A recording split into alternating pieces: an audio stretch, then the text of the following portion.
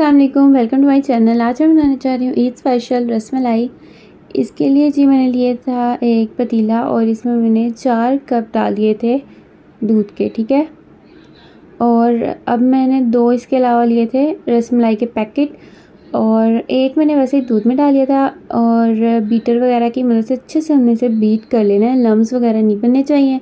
Flame medium है। इसके अलावा 10 से 15 मिनट से मैं पकाऊंगी और इसमें मैं डाल दूंगी जी 6 से 7 चम्मच चीनी के, ठीक है। आप कम भी कर सकते हैं अगर आप अपने टेस्ट के मुताबिक। और अब मैं लूँगी जी एक अंडा, इसे अच्छे से बीट कर लेंगे।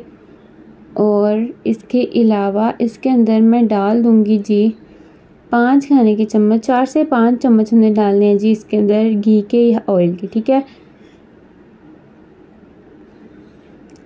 अच्छे से इसे मिक्स कर लें और फिर इसके अंदर हम डाल देंगे रसमलाई का पैकेट, ठीक है। फुल पैकेट इसके अंदर डाल देंगे, अच्छे से इसे मिक्स कर लेंगे और इसकी बॉल्स बना के रख भी सकते हैं हम।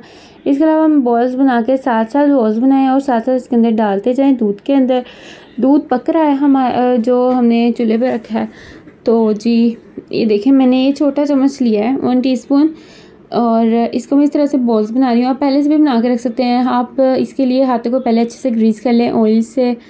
तो जी हम इस तरह करेंगे। ये जो दूध है ना, ये अभी इसका कंप्लीट नहीं हुआ, ठीक है। 3 से 4 चम्मच मैंने दूध लिया है और 1 चम्मच मैंने लिया है कॉर्नफ्लोर, ठीक है। अच्छे से मिक्स कर दूँगी और इस दूध के अंदर हम डाल देंगे। मिक्स आपने बहुत अच्छे से करना है।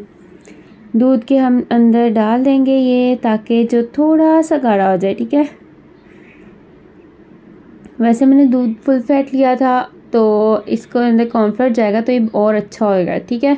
और अच्छा टेस्ट आएगा, क्रीमी क्रीमी सा हो जाएगा, ठीक है। अब मैं इस तरह से इसकी बॉल्स बनाती जा रही हूँ और इसके अंदर डालती जा रही हूँ। इसके अलावा आप बना के रख सकते हैं, बना के रख लें।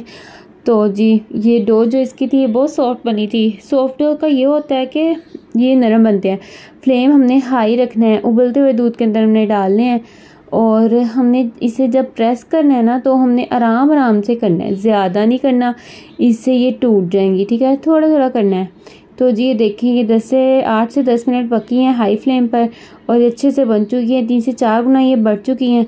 तो जी अब हम इसे थोड़ा सा और कुक करेंगे 1 से 2 मिनट लो फ्लेम पर ही, क्योंकि दूध इतना गर्म हो चुका था। तो जी हमने सर्व कर दिया है। ये देखें, इसके ऊपर आप बादाम वगैरह कुछ भी डाल सकते हैं अपने टेस्ट के मुताबिक, ना डालना चाहें तो भी सही है। तो मुझे उम्मीद है कि आपको मेरी रेसिपी अच्छी लगी होगी। अगर अच्छी लगे तो प्लीज़ मेरे चैनल को सब्सक्राइब कर दीजिएगा, लाइक कमेंट और शेयर लाजमी कीजिएगा। अल्लाह हाफिज़।